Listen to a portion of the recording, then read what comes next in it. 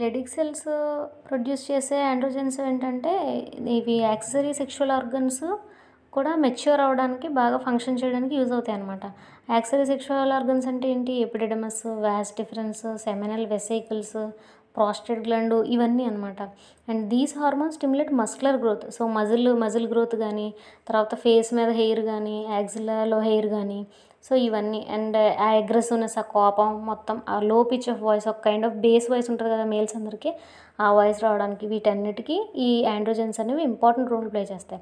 Next major thing ఏంటంటే స్పెర్మటోజెన్సిస్.